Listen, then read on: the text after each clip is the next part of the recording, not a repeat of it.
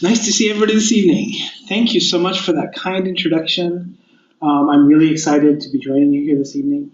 I'd like to express my profound gratitude to Cindy for all the work she's put into organizing this evening's event, and to the Japan Foundation Toronto for the invitation to speak with you this evening on one of my favorite topics, Yokai, which have already been very nicely explained to you, which I will be provisionally defining as traditional Japanese ghosts and monsters. My subtitle, What Do Yokai Mean? As that indicates, I'm going to be exploring some of the meanings that have been invested in yokai over the centuries. Fear, of course, as one might expect from ghosts and monsters, but also questions of sexuality and ultimately of national identity. To do this, we'll be focusing on one particular yokai, the Kappa, sometimes known in English as the water imp. This is what a Kappa looks like, at least in some versions. We see three Kappa here, with gray mottled skin and webbed hands and feet. Their beaked faces and the shells on their backs suggest a kind of humanoid turtle. They're dancing crazily. The image is titled Kappa no Odori, or the Kappa's Dance, and two of them have headgear on. A blue kerchief in one case, and a lily pad worn as a hat in another case. The third one has a head of shaggy hair topped with a sliver of just barely visible blue, and I'll come to that later. These Kappa are also wearing bright red loincloths, of a type commonly worn in the Edo or early modern period, 17th to mid-19th centuries. Depictions of yokai became common in this era, and even modern depictions of them tend to dress and present them as if they're survivals from the Edo past. This is one reason why I provisionally define yokai as traditional ghosts and monsters. They almost always mingle nostalgia with whatever else they're meant to evoke, whether that be terror or, in this case, laughter. This image is meant to suggest the Edo period. Another in the same series, the Kappa chanter or Kappa no Girayu, is even more blatantly Edo-esque, presenting its Kappa in the guise of a shamisen player and a reciter for the puppet theater. Despite the early modern setting, however, these images are modern. They date from 1961. I begin with these images as a way of explaining how I come to the subject of yokai.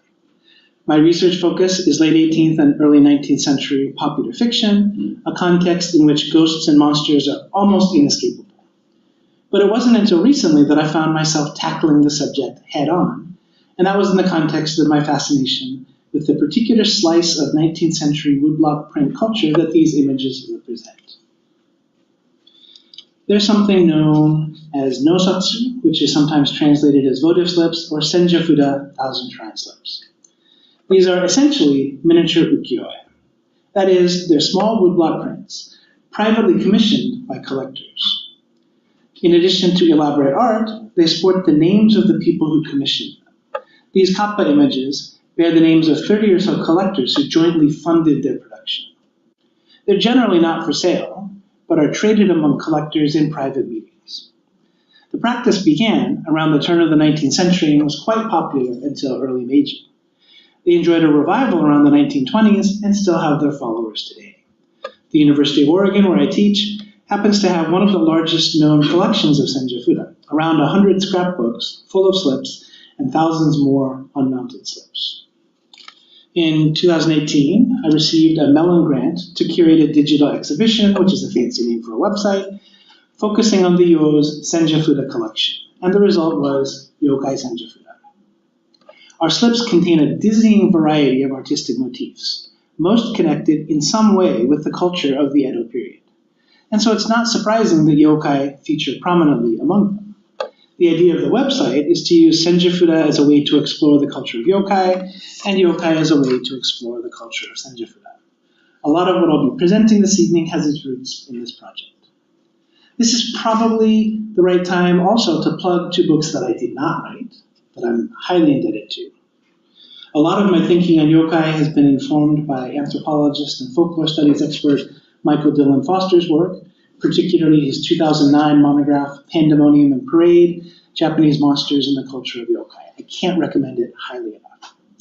And Foster and I were both heavily influenced by the curious work of Adam Cabot, who's an American scholar working in Japan who has published almost exclusively in Japanese.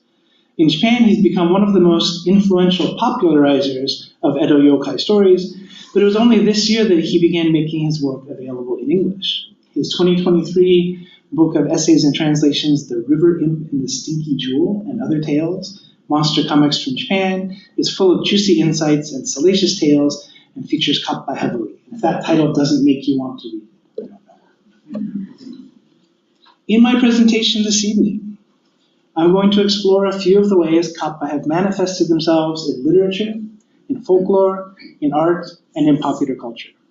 And in doing so, I hope to suggest some of what makes yokai so enthralling and so important. Specifically, we'll be looking at specimens of woodblock printed illustrations from the 18th and 19th centuries, as well as early 20th century art that harkens back to the woodblock print tradition. Nevertheless, the main point I want to make tonight is about modernity, about the place of yokai in contemporary Japan and indeed the wider world.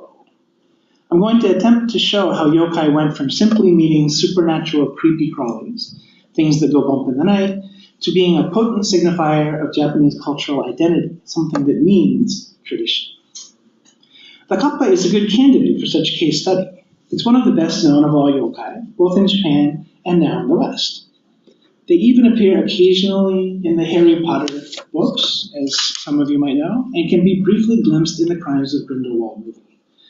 And of all yokai, they have perhaps the greatest range, meaning the depictions of them have included everything from stomach-churning grotesquerie to nauseating cutesiness.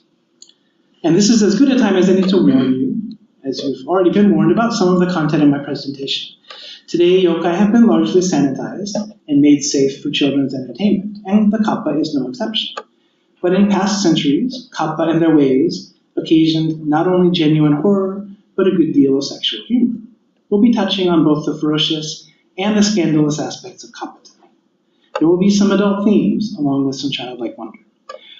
So I'm going to warn you, the next image is a little bit graphic, although you might not realize it at first because of the style of 19th century art. So if you want to, this would be a time to close your eyes. This is a fairly typical example of how Kappa were imagined in the Edo period. It comes from a woodblock printed board game designed in 1858 and illustrated by the artist Utagawa Yoshikazu. We see a semi-humanoid monster lurking on a riverbed with sharp claws and teeth and a wicked glare in its eye. It's clearly related to the Senjafuda image I began with, although a bit creepier. Has the same turtle-like shell and mottled skin, although this one's not gray but green, and I'd like you to remember that because it'll be important later on. It also has the same patch of blue on its head that we saw in the Senjafuda image. Many of you will have already guessed what this is, the Kappa's dish. Kappa are almost always imagined as having an indentation on their head, invariably called a sada or dish that holds water. As every child knows, the way to defeat the Kappa is to get it to spill the water from its dish, which will render it helpless. Unfortunately, that's easier said than done. I mentioned children, and while we're not going to be limiting ourselves to kiddie culture tonight, it is true that Kappa have come to be familiar figures in children's cartoons, manga, and games. Every year in my yokai class, I find students, submitting papers in which they discover that Kappa, the popular boatman and bus driver, etc., character in several generations of the Nintendo game Animal Crossing. I gather from the laughter people are familiar with this. My students had to explain it to me. In Japanese, it's Dobutsu no Mori or Animal Forest. It's actually a Kappa. English versions describe him as a turtle, but in Japanese, where he's known as Kappa, he's clearly identified as a Kappa. So when my students discover this, they're like, Sensei, he's a Kappa. Evidently, his somewhat aloof, even melancholy expression has endeared him to kids the world over now. So the fact that a Kappa shows up in a children's board game as far back as 1858 shouldn't surprise us. The game in question is what's known as a sugoroku, sometimes translated as double sixes.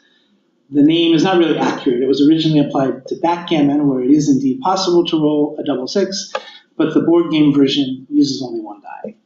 It was widely known and played in 18th and 19th century Japan.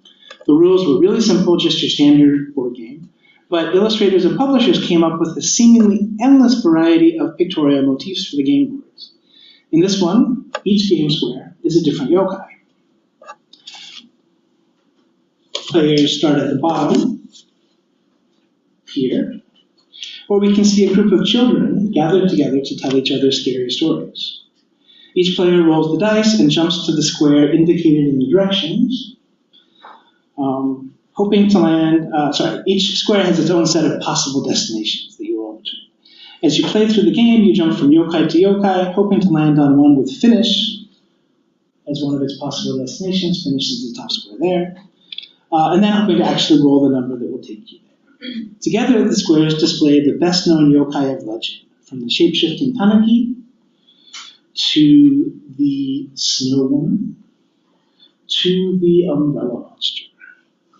Fit company for a kappa, and you can just imagine how much fun children would have had in 1850, landing on each square in turn and trading stories or impressions of each monster they encountered. There were sudoku boards designed for adults, featuring grown-up themes such as scenes from famous plays or glimpses of famous scenery. But since the start square so clearly focuses on children, I think we're safe in assuming that this game board was meant for children to use. And by this point then, we've arrived at one answer to the question I posed in my subtitle. What do yokai mean? In both contemporary video games and mid-19th century board games, kappa basically mean fun. They could be cute, cartoony characters meant to entertain children. The dancing kappa on our senjufuda that we started with, while probably aimed at adults, the collectors who commissioned it, who could spend the money to commission it, are in the same spirit. I'm going to go back to the center image there. But focusing on the children's game aspect of our Suguroku kappa may leave us puzzled about another element of the illustration, something we haven't mentioned yet. You may have noticed it's holding a human child in its right hand. With its left hand, it's pulling on something that's probably not immediately identifiable. Some people think it looks like a big gnarled tree branch, so maybe it's poking the kid. In fact, this is the way internal organs are usually drawn in older artworks in Japan. Not exactly anatomically correct, but recognizable if you're used to the convention. In other words, yes, this kappa is eviscerating a baby. Horrific! Gory! How could you show such an image? Well, come on, this is just the kind of thing you can imagine a group of kids giggling over as they play the game. Kids are going to love this, at least some kids, right? At least the kids I've met. Right? Okay, still, it is a far cry from Kappa or Kappa in Animal Crossing, and I wouldn't blame you if you feel slightly traumatized at the realization of what this Kappa is doing to this baby.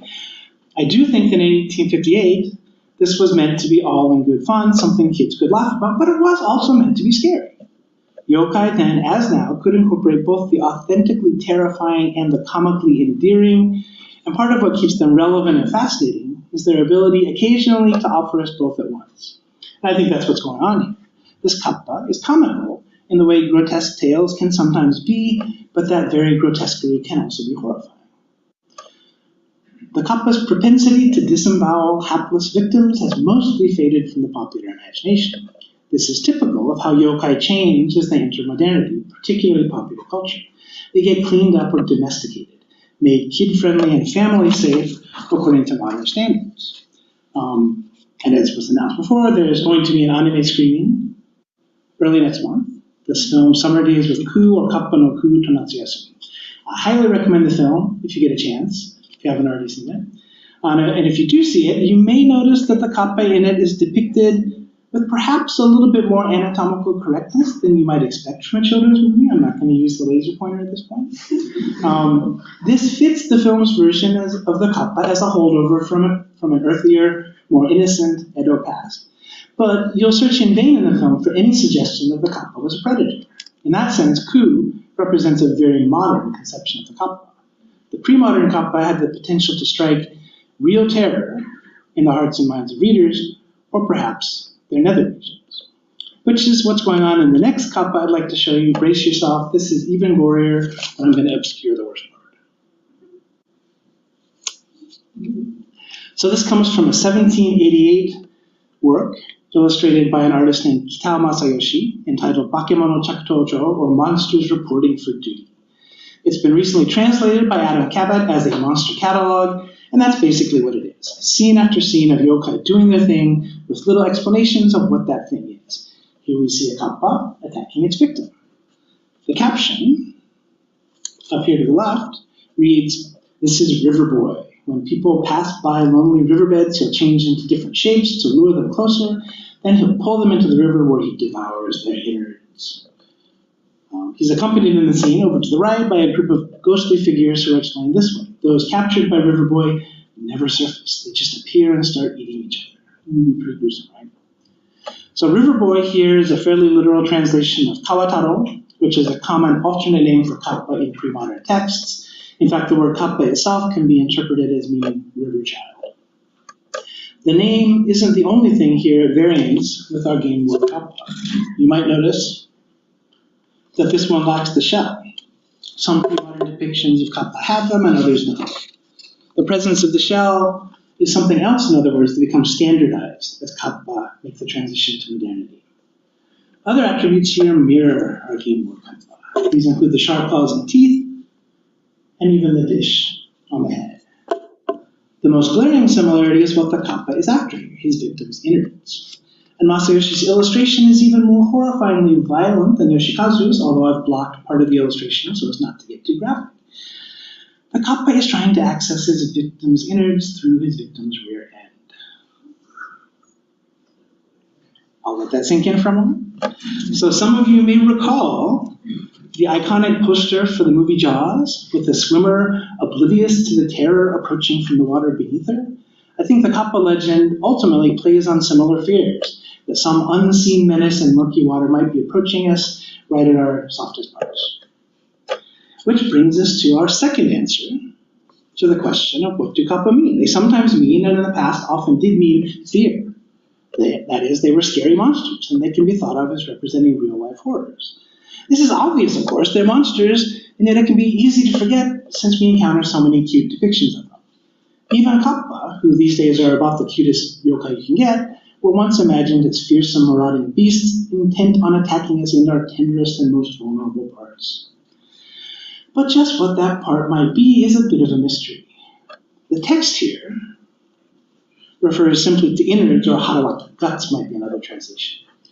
But other early modern Kappa stories hold that what Kappa like best in their human victims is an item called the shirikodama. We might translate this as a butt ball, or in Adam Cabot's rendering, buttocks jewel. I don't know if the more elegant translation is actually an improvement or not. This is something that only comes up in Kappa stories. It exists precisely so the Kappa can go after it. It corresponds to no actual human organ, although the name is certainly suggestive of certain features of the male nether regions. The connection to this illustration is that the shirikodama is invariably described as being accessed by the marauding Kappa through the victim's anus. In other words, the text here is speaking vaguely of guts, but the reader is being invited to imagine something much more specific. The narration might be drawing a discreet veil over something best left unmentioned in what may, after all, have been a children's book, although the illustration leaves little to the imagination. Okay, done with that image for a while. Children might or might not have been spared the full implications of the Kappa's proclivities, but adults in the Edo period seem to have understood them quite readily. So we're done with that image, but we're not done with the theme for a little while. The Kappa's interest in the buttocks jewel seems to have made the Kappa a byword or symbol for male-male sexuality, which I will be referring to by the older Japanese term nanshoku. So in discussing Edo period sexual practices with my classes, I find it's usually a good idea to use the term people would have used at the time to avoid mapping our current understanding of human sexuality onto the practices of the past, which can be misleading and inevitably disappointing. For one thing, Edo people tended to think of a man's attraction to men as a matter of taste or interest rather than something innate. And perhaps accordingly, male-male sexual relations tended not to be stigmatized and were often celebrated, as long as they didn't interfere too much with the man's socially prescribed roles as husband, father, and head of household. When a man persisted in preferring men to the exclusion of women, it was often conceptualized as onna-girai, or woman-hating, misogyny, literally, but of a type different in degree but not really in kind from the usual male attitudes of a highly patriarchal society. With this in mind, when we see Kappa presented with sexual innuendo, We should certainly read physical horror into the situation, but probably not homophobia. No doubt the most famous and influential Edo period use of the kappa in a non-shoku context is the 1763 comic novel Nenashigusa, or Rootless Grass, by notorious Onagira Hirage, this gentleman. Gennai's story is an imaginative riff on a real-life incident that took place in 1763, in which kabuki actor Ogino Yaegiri, an onnagata or specialist in female roles, drowned while boating on the Sumida River, ripped from the headlines. So to explain this real-life incident, Gennai spins a tale that blames it on the kappa. But the kappa's motivations turn out to be somewhat more involved than mere monstrous ferocity. Gennai's story begins in hell, where Enma, the king of hell, the gentleman standing, happens to be shown a picture of Segawa Kikunojo, another onnagata, another actor, but not the one who drowned in 1763. Up until this point, King Enma has had no interest in men, but he falls head over heels in love with Kikunojo and simply has to have him. He ultimately assigns the Dragon King, a popular mythological figure who lives in an undersea palace, with bringing the actor to him, which of course means killing the actor, right? Because Enma lives in hell. The Dragon King can't find any volunteers. He goes through his entire staff, and he eventually settles on a kappa serving in his palace. We then cut to Kikunojo, who's out boating alone on the river, enjoying the summer breeze in the evening. Kikunojo encounters a handsome young samurai, also out boating on the water. They exchange poems, they have a few drinks together, and they ultimately make love. Afterward, the samurai reveals that he's not human after all, but a kappa sent to bring Kikunojo to hell. So in Gennai's version as well, the kappa can shapeshift. He's appeared as a samurai.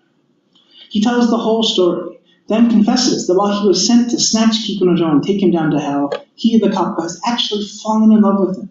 He says, and I'm using Chris Drake's translation, "After I got close enough, I planned to grab you and jump back down into the water with you, but I was overcome by your beauty. I lost control of myself, and I told you of my love for you, even though I knew it was completely impossible. But then you responded with deep feeling, and I began to feel that I wanted to be with you forever.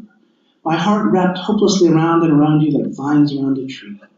Together we took off our sashes and put on a single robe of love, and the things we said to each other then, I can never forget them. Most of all, I'll never forget our promise to meet again.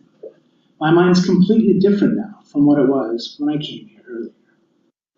Distraught, the kappa is just about to kill himself since he can't bring himself to kill Kikunojo, when Kikunojo vows that he loves the kappa in return and can't let him kill himself or face punishment for failing his task. He volunteers to jump into the water with the kappa. But just then, another actor, Ogino Yaegiri, the one who actually died in real life, rows by in his boat. He's overheard the whole thing, and he insists on dying in Kikunojo's place. He turns out to owe Kikunojo's father his life, and since the king of hell has never actually seen Kikunojo, he's not going to be able to tell the difference between them anyway, so the substitution should work.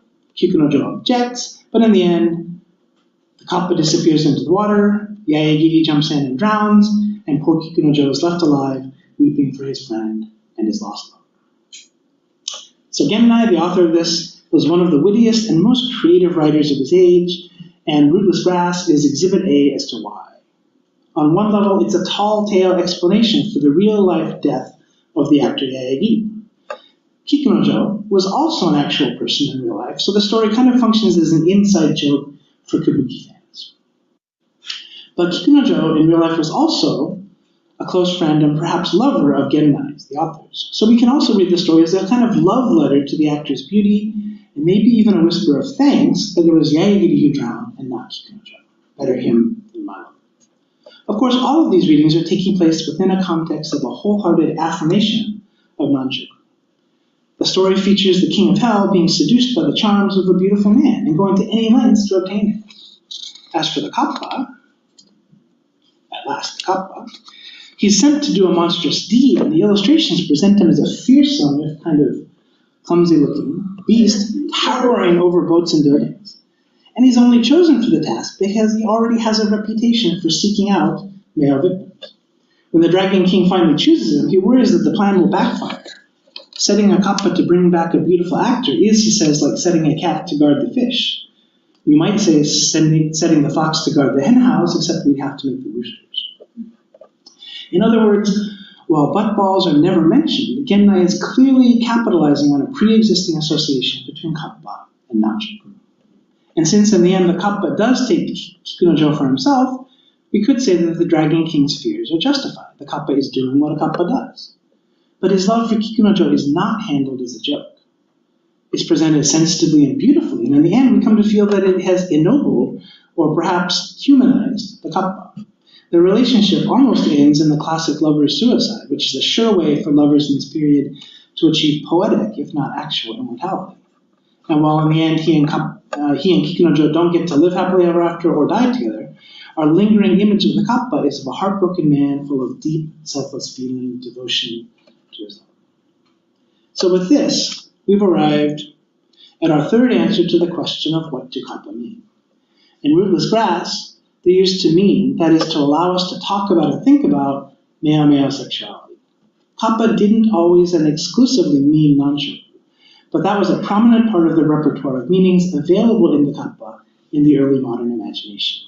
And while horror could be present, and certainly a great deal of randy humor, the association between Kappa and male-male desire seems to have been, at least potentially, as in Genmai's case, a positive.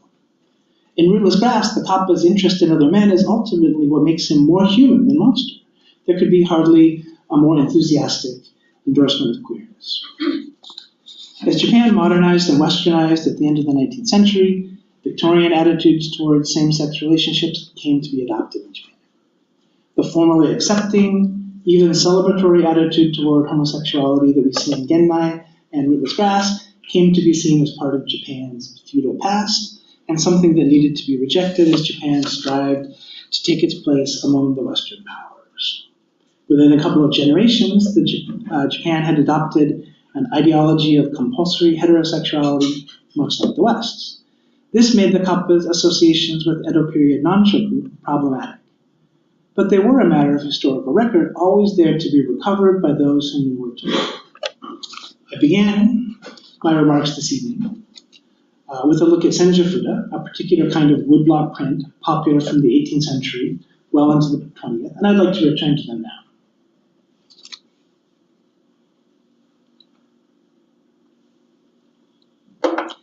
Yokai feature prominently among the myriad visual motifs to be found on senjafuda, as I think the digital exhibition makes clear.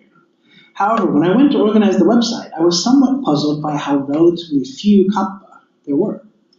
Given how popular kappa are among yokai today, I had expected more.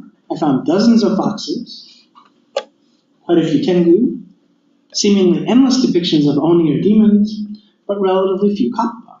And here I'm going to explain a little something about the Yuo's senjafuda collection. About half of it, and most of what my website is drawn from, consists of scrapbooks and loose slips gathered between the 19-teens to 1930s by a University of Chicago anthropologist named Frederick Starr. His interests were wide-ranging and included stints in Mexico, the Congo, and Korea, as well as several trips to Japan. He was instrumental in arranging a notorious Ainu display at the St. Louis World's Fair of 1904, which transported an entire Ainu village along with its inhabitants for the perusal of fair visitors. Starr's brand of anthropology sometimes treated the people he studied as little better than zoo animals. It has not aged well, earning him no doubt well-earned accusations of colonial exploitation. Problematically, at least some of his interests, however, have prefigured contemporary fields of study in interesting ways. As Henry Smith has suggested, Starr's interest in social networks, i.e. in how people organize themselves around shared interests in ways that cut across lines of social status and other identity lines, seems really prescient today in our age of social networks. Starr was interested particularly in social networks centered on antiquarian collecting, and particularly those involved in making, trading, and collecting senjafuda. Even in the Edo period, senjafuda had represented an underground activity pursued by tight-knit groups, kind of a subculture. And as the early 20th century dawned, the groups who kept the practice alive became conscious of themselves as swimming against the tide of modernity. Senjafuda groups elected to preserve and perpetuate the aesthetics, technologies, and most importantly, the artistic motifs of the Edo period. This is still true today. What this means is that even slips made in the 1920s, even those made in the 2020s, will generally be made according to traditional woodblock printing methods and will depict mostly scenes from Edo period life and customs in a manner reminiscent of Edo period art, rather than depicting scenes from today. In Star's day in particular, the networks of Senjafuda aficionados were often quite conscious about the cultural political implications of their hobby. They saw themselves as part of a resistance to the seemingly irresistible tide of westernization that had accompanied modernization. The aesthetics and daily life ways of the Edo period, as memorialized in Senjafuda, came to represent whatever it was these people felt Japan was losing to modernity. Star's interest in these groups led to his acquiring slips in mammoth numbers, both ones newly made during his visits and scrapbooks full of older slips. His collection, which came to the Yo after his death, thus affords modern researchers a glimpse into two eras of the past: the Edo period, when Senjafuda culture was formed, and the early 20th century, when Senjafuda revivalist culture was at its height. Just before I started working on my website, the Yo's Star collection of Senjafuda was augmented by another massive gift, the Shogundo collection. This comprises scrapbooks, unmounted slips, and other materials amassed by woodblock printer Sato Masao and his son Ritsuzo, who worked in Yokohama under the name Shogundo.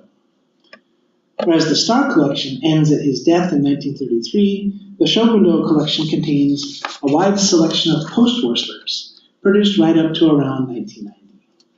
The acquisition was too recent for me to arrange for it to be represented in my collection, in my exhibition, but I did manage to slip a few examples in, which brings us back at last to Kappa.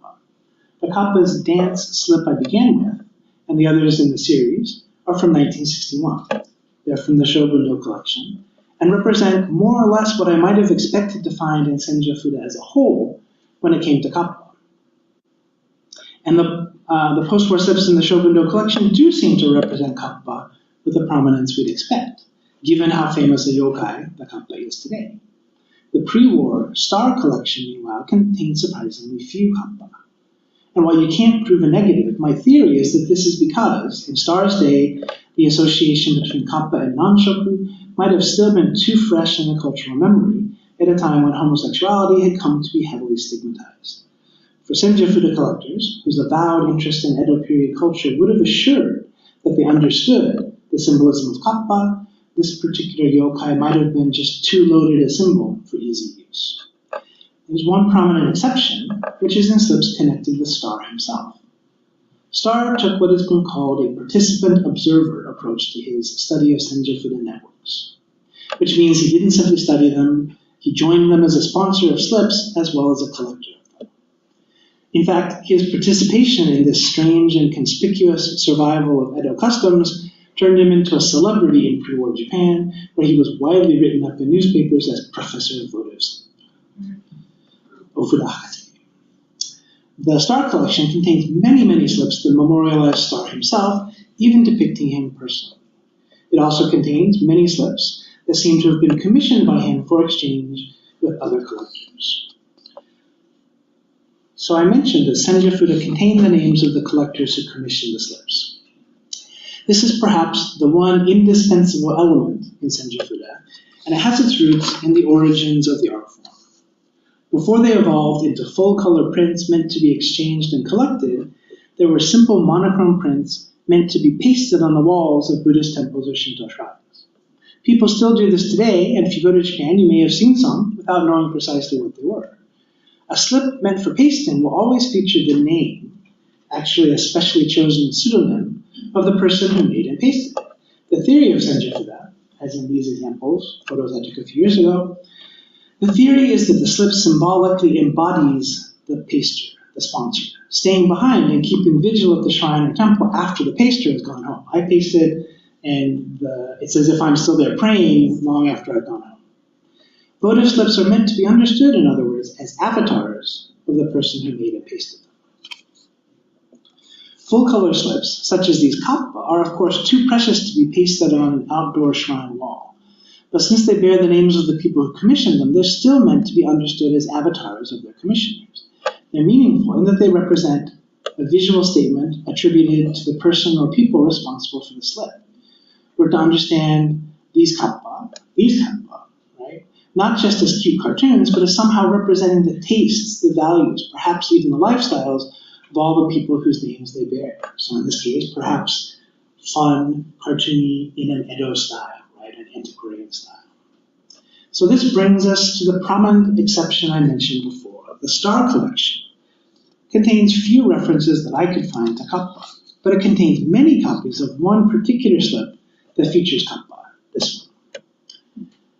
Senja are hard to date, so all we know about this one is that it must have been from some time between 1904, Star's first trip to Japan, and 1911, his third. We know that because of the names it bears. The name on the top right is Star, written in the kanji that he seems to prefer. The name on the left is Gonzalez, referring to Manuel Gonzalez, a young man Star had met on his research trip to Mexico in 1898 and who had been his companion ever since. Gonzalez traveled to Japan with Star as a photographer, among other roles, and the inclusion of his name in the slip suggests it was made during his lifetime. It's a magnificent kappa, drawn in the toothy, sharp-clawed, creepy Edo style. The most noticeable feature is, of course, the massive cucumber he's carrying on his back. Cucumbers are another standard part of kappa lore. They're said to be the kappa's favorite food. So the presence of a cucumber is not a surprise. The color maybe. I'm not sure why it's yellow, except perhaps to make it stand out against the green kappa. The size is certainly a surprise. It's bigger than the kappa itself. No doubt the hungry kappa is thrilled by it, although he seems to have some trouble supporting it. It's a humorous image, one of the most charming renditions of kappa that I've come across. But of course, it's more than a beguiling image. As a senjafuda, it's an avatar. It's something Star chose to represent himself. One of Star's scrapbooks contains a set of newspaper clippings detailing one of the senjafuda gatherings he attended. They're undated, and the newspaper is unidentified, but from internal clues we can date them to 1911, so around the time that image was made. In one clipping, Star is interviewed by a reporter who leads with the question, "What do you like?" Presumably he meant, "What about Japan did you like?" A common question aimed at visitors even today. Star's response: first, Kappa; second, Tengu, another popular yokai; third, thunder gods, yet another. In other words, he likes legends of the Edo past. He specifically mentions the legend of Kappa trying to harvest Shirikodama. The reporter is shocked. Most foreigners in his experience are more impressed with the Grand Shrine of Nikko, the sublime landscape of the Seto Inland Sea. But then again, the reporter is aware that this is no ordinary foreigner. Is Star saying what we might think he's saying here? The reporter appears to think so. He goes on to note that for all Star's interests, all his travels, he refuses to set foot in the pleasure quarters. Perhaps odd, as licensed prostitution occupies such a central place in Edo popular culture. This is because, the reporter says, Star is a great woman-hater or onnagirai. Now is the reporter saying what we might think he's saying? Star's sexuality is not a matter of public record as far as I'm aware, but for anyone aware of the connotations of kappa in an early modern context, it appears that both Star and the reporter are winking at the possibility of Star being gay.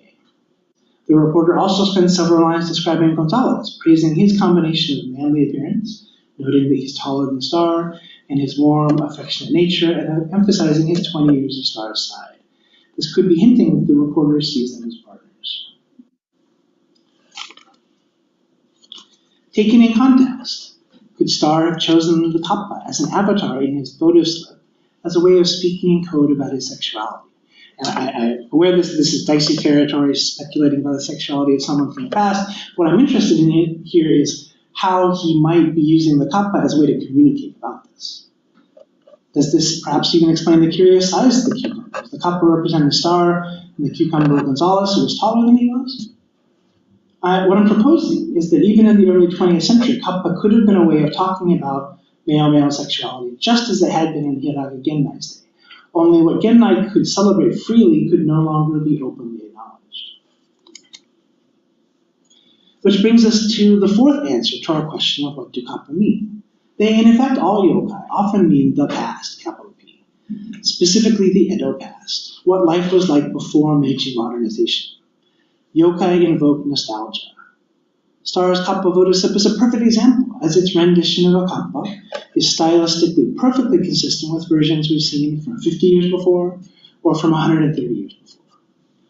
And if we see his Kappa as a veiled reference to his sexuality, then we might sense an added layer of nostalgia for an era when male-male love was not suppressed but celebrated.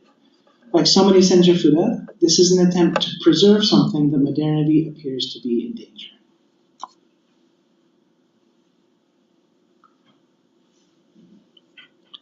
The breakneck pace of modernization and the way it seemed to be inextricable from westernization was a concern for many in Japan in the early decades of the 20th century. The playful antiquarianism of these senjufuda networks was just one manifestation of this trend. A far more influential and better known manifestation was the emergence of Minzoku-gaku, which we can loosely think of as ethnography or folklore studies. Broadly speaking, Minzoku-gaku is the movement to collect and preserve oral traditions and more broadly the lifeways of primarily rural communities. As a scholarly field, it's mostly associated with the work of Yanagita Kunio and his foundational collection Tono Monogatari, which has been translated as The Legends of Tono. While later Minzoku-gaku may seem closely allied to anthropology, Yanagita was not trained as an anthropologist and came to his folktale collecting from an interest in literature, which may explain part of its enduring appeal today. Legends of Tono consists of stories that Yanagita wrote down as they were told to him by a young man named Sasaki Kizen. Kizen was a native of the remote village of Tono in Iwate Prefecture who had gone to Tokyo with an interest in higher learning and literature. Yanagita became fascinated with Kizen's stories of his home region, and in 1909 he visited Tono himself. In 1910, Yanagita published the stories as Legends of Tono, and today it's one of the rare works of scholarship that also functions as a literary classic. It's widely read, reprinted, and has even been adapted into manga form. Yanagita's preface gives a good sense of the kind of promise the book holds for readers even today. He recounts his own visit to Tono and how he went on horseback through the surrounding villages. He describes the idyllic rural landscape as he passes through settlements so small that their place names, he says, are probably only known to the owner. He's off the map, in other words. As he gets farther and farther into the countryside, the landscape grows wilder, until ultimately he stumbles across a village festival where something called the Dance of the Deer is being performed. He writes, men wearing masks with deer horns attached to them danced along with 5 or 6 boys who were dressed as warriors waving swords. The pitch of the flutes being played was so high and the tone of the song so low that I could not understand what they were singing, even though I was just off to the side. The sun sank lower and the wind began to blow. The voices of the drunkards calling out to others were lonely to hear. Girls were laughing and children were running about. I could not help but feel the loneliness of being just a traveler. So it's not hard to read this encounter for its subtext. Yanagita is the modern individual from the big city defined by his isolation. What he finds in the villages of Tono is the very opposite. An organic community full of laughter and music. And what unites this community is its rituals, its beliefs. And those beliefs, crucially, include yokai. Most of Legends of Tono's 119 tales have some tinge of the supernatural, ranging from encounters with ghosts or unidentified mysterious mountain figures to accounts of village rituals and festivals. And among the weird presences that haunt the tales, Kappa figure prominently. Legend number 58, for example. Near the Obako deepwater pool of the Kowarase River, there is a home called the New House. One day a child took a horse to cool off in the deep pool and then went off to play. A Kappa appeared and tried to pull the horse deeper into the water, but instead the Kappa was pulled out of the water by the horse and dragged off to the stable. The Kappa hid under the horse's feed bucket. Someone thought it strange that the feed bucket was upside down, and when they tilted it back, a Kappa's hand came out. All of the villagers gathered to discuss whether to kill the Kappa or release it. They decided to let it go with a firm promise from the Kappa that henceforth they would not make mischief with the village horses. This Kappa has now left the village and is said to be living in a deep pool at Aizawa Falls. That's it. That's the story. It's short and quite matter-of-fact, which many scholars argue is in fact part of the power of Legends of Tono. The legends are so unembellished and so narratively uneven, kind of an anticlimax at the end, right? They must be authentic. They feel like the kinds of things villagers might repeat. At the same time, the story is highly specific. It tells us just where the Kappa was found and where it's supposed to be living now. The cumulative result of tales such as this is to evoke for readers a kind of rural community in which Kappa and similar creatures are taken for granted as established facts. Yokai are the embodiment of the folk's beliefs, their traditions. As Michael Dillon Foster terms it, in Yanagita's work, Yokai are, quote, the trace of a communal history. Their persistence in Tono seems to promise that this communal history yet lives beneath the surface of modernizing Japan in 1910. It's not hard to see the allure such a vision would have in a society anxious about the loss of cultural identity in the face of relentless westernization. If the Kappa is now still said to be living in the pool of Aizawa Falls, then perhaps we haven't completely lost touch with the customs of the past. Our fourth answer to our question of what do Kappa mean was the past, or nostalgia for it, as in Starr's votive slip. If we accept that the world or worldview recorded in Legends of Tono is part of the past, that it was disappearing in 1910 and is probably thoroughly gone now, then we're still stuck on that fourth answer. But despite the unmistakable nostalgia of Legends of Tono, its promises are made in the present tense. So taken at its word, we might say we have a fifth answer. Kappa meaning tradition, capital T. To tell stories of yokai is to assert that the worldview that created them, it's to affirm that Kappa are still, in fact, alive and living at Aizawa Falls. So if you do happen to attend the film screening of Summer Days with Ku, then what I'm talking about now might ring a bell for you. Midway through that movie, we visit Tono. The anime follows Koichi, a Tokyo fifth grader, during summer vacation as he discovers a petrified Kappa. He revives it by placing it in water and discovers that it's been in a kind of suspended animation since the Edo period. It's kind of a time travel story, in other words, as we see the modern world through the eyes of this displaced Kappa. It's also a meditation on vanished traditions, of course, as Koichi and his family come to value the friendly little Kappa's kindly nature. No bug-ball ants here. It's safe for kids. One of the recurring problems for Ku is that Kappa seem to have totally vanished from modern Japan. Everyone he meets thinks they're nothing but legends. And while Koichi and his family are kind enough hosts, naturally Ku starts to yearn for his own kind. So Koichi helps him search. They go, where else would you go? They go to Tono, although at first Koichi misreads the name as Endo. It's kind of a joke in the film. A spoiler warning for those who haven't seen the film, they don't find any Kappa in Tono.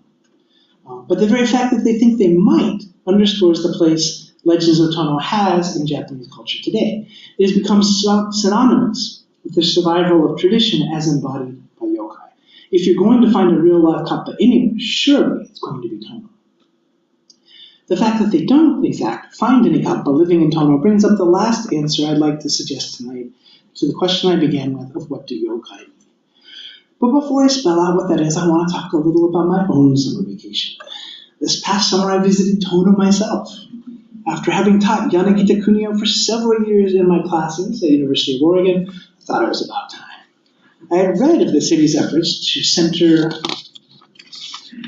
Legends of Tono as a tourist draw, something else one of my students' papers taught me. So I was curious to see how they presented Yanagita's work in their museums. I wasn't disappointed. Even today, Tono is a pretty small town in the middle of some gorgeous countryside. And despite nearby Morioka City recently showing up on a New York Times list of must-see places, Tono still seems to have some trouble attracting tourists. And so, like many small towns in Japan, it has put a lot of effort into creating itself as a brand. Tono's brand is folklore. The Tono City Museum has excellent permanent and rotating exhibits on local customs and legends. The Takazen Inn, where Yanagita Kunio himself stayed, has been restored as part of a complex dedicated to Legends of Tono and Yanagita's career. More than one theme park recreates traditional village architecture, ranging from distinctive L-shaped farmhouses to water wheels to outhouses.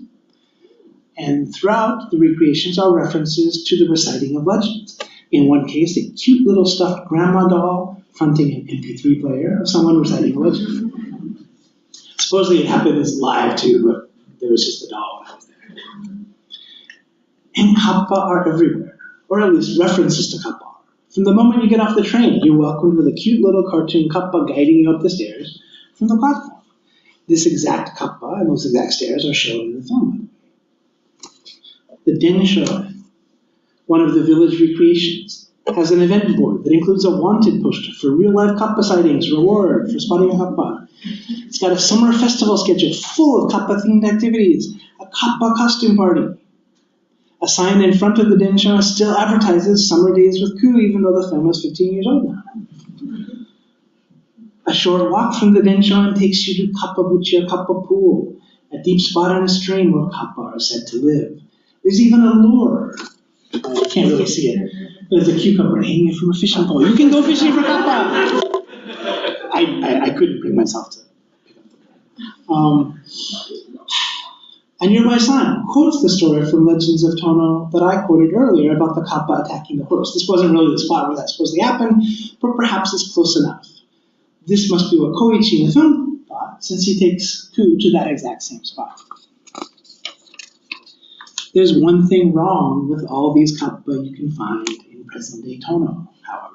They're green. Now, I noted at the outset that most depictions of kappa make them green, or at least grayish, since they're meant to be reminiscent of turtles. But Legend of Tono number 59 contradicts this. It says, in other areas, the kappa's face is said to be green, but in Tono, the kappa's face is red. When she was young, Sasaki Kizen's great-grandmother was playing with friends in the garden when she saw a boy with a dark red face behind 3 walnut trees. It was a kappa. Those big walnut trees are still there. The area around the house is now filled with walnut trees. Never mind the walnut trees. Whoever heard of a red kappa? But legend number 56 concurs, speaking of a kappa's child with bright red skin. So let's review. Legends of Tono is so famous that the town has made it the center of its tourism campaign. Kappa are so prominent in Legends of Tono that the tourism campaign leans heavily on kappa. In short, if you're visiting Tono in 2023, chances are you're going there, just like Koichi and Ku, to see kappa. And yet none of the kappa you'll see match the description in Legends of Tono. Okay, almost. I did manage to find one red kappa keychain in a souvenir shop full of bright green kappa. How do we explain this? I'd like to suggest 2 explanations. The first is that, like most literary classics, Legends of Tono is more famous than it is read. Everyone knows it talks about kappa, but probably most visitors haven't actually read its descriptions, so they don't know the Tono's kappas are supposed to be red, and since everybody knows kappa are green, that's what Tono gives us. The second explanation is close to the first, but slightly different. Everybody knows kappa are green. It may actually be the case that Tono kappa were red, but if everybody knows kappa are green, then that must have just been a minor local variation, a simple inconsistency in the unified national narrative of kappa. And that, I would suggest, is the key. Legends of Tono is valuable as an ethnographic text because it records the specific legends of a specific place. In other words, Legends of Tono is valuable because it tells us about red kappa, and that's the only place you'll find red kappa. But on a national cultural level, it's valuable because of the vision it offers of a community that believes in kappa, whatever their color. A community in which tradition still lives in all its glorious irrationality. A community that we can imagine stands in for the larger imagined community of the Japanese nation. If you're going to Tono in 2023, you may be going, like Koichi and Ku, to see kappa. But just like Ku, you're not looking to find red kappa that you won't recognize. You're hoping to see the green kappa you will recognize. You're hoping, in other words, to find not so much the actual customs of the Tono region, which would no doubt be unfamiliar and somewhat alienating to you, but a representation of capital T tradition that you can connect with, no matter what part of Japan you're from. You're seeking an affirmation of your own cultural identity as a Japanese person, in other words. You don't want to feel like the lone traveler far from home. You want to feel like you're coming home. Green kappa give you that, so Tono gives you green kappa. Tono's green kappa, I would suggest, are the 6th answer to our question. What do kappa mean? More broadly, because I think we could make a similar argument about other yokai, what do yokai? They mean Japan. Yokai have come in contemporary popular culture to signify a kind of unchanging, reassuring, Edo-rooted, pre-modernization, traditional Japaneseness, a spiritual and cultural core that all Japanese can share. So in answering that question, I think we've arrived at a new one. If yokai have indeed come to mean Japan, does that mean that they've been domesticated once and for all? Made kid-friendly, unthreatening, homogeneous, and green? Or is there still room in this spooky national iconography for jagged edges, alternative identities, and red kappa? Thank you for listening.